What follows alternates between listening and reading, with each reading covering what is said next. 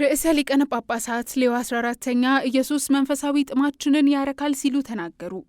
ርዕሰ ሊቃነ ጳጳሳት ሌዮ 14ኛ ዘወትር እሁድ በቫቲካን በሚገኘው በቅዱስ ጴጥሮስ አደባባይ ለሚሰበሰቡ ምእምናን በዕለቱ ቅዱስ ወንጌል ላይ ተንተርሰው ባደረጉት የቅዱስ ወንጌል አስተንትኖ ኢየሱስ መንፈሳዊ ጥማታችንን ያረካል በማለት መልእክታቸውን አስተላልፈዋል። ቅዱስነታቸው በመልእክታቸው ኢየሱስ ለጥማታችን ምላሽ ነው፣ ለሳምራዊቷ ሴት እንደጠቆመው ከእርሱ ጋር መገናኘት በእያንዳንዱ ሰው ውስጥ ወደ ዘላለም ሕይወት የሚፈስ የውሃ ምንጭ ያነሳሳል በማለት ተናግረዋል። ርዕሰ ሊቃነ ጳጳሳት ሌዮ 14ኛ ዛሬ የቤተ ክርስቲያን እናት ማርያምንና ልጇ ኢየሱስ እውነትንና ፍትህን የተጠሙትን ወንዶችንና ሴቶችን ማገልገል እንድንችል እንጠይቃቸው።